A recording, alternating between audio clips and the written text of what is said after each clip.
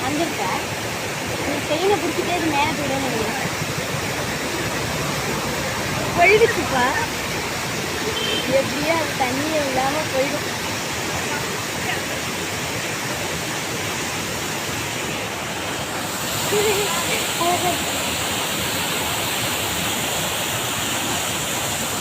சரி நம்ம பார்த்து போகலாம்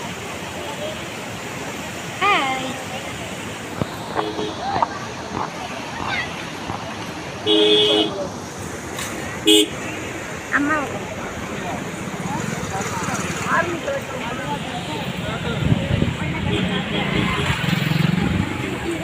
அங்கே போகலாமா? போகலாம்.